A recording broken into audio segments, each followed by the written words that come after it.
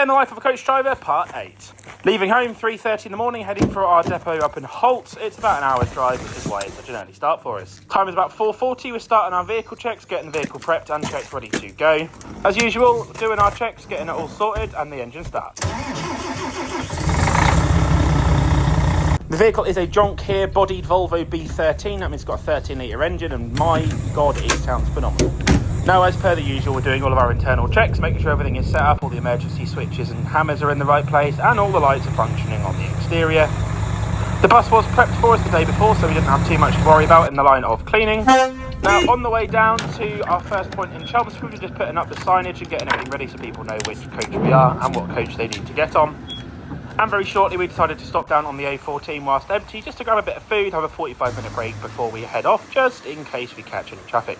Now, it's about 9 o'clock in the morning. We arrived at our first pickup point. I'm waiting for the passengers to board, ready to go. It was about 10:40 when we arrived at the festival. I was unable to film it, unfortunately, but we have got ourselves at the Hatfield train station here.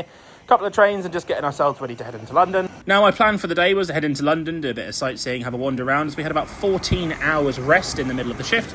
So we took the train into Bond Street Station, grabbed onto the Elizabeth line and started heading up towards Heathrow Airport, as you can see here.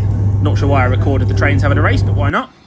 Now, I am intrigued to see if any of you Heathrow spotters can guess the spot. It shouldn't be too difficult, but nonetheless, it will be interesting to see if you know the area.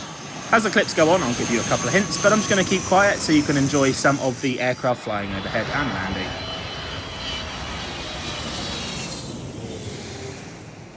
So the landing runway in use today was runway 27 right. And hopefully you would be able to guess it from that information and a little bit of a clip that you've got here. That's pretty uncommon Delta A330 here, which I thought was quite cool. Now, I'll admit, I got a bit excited here. I thought the A380 was going around, but it wasn't.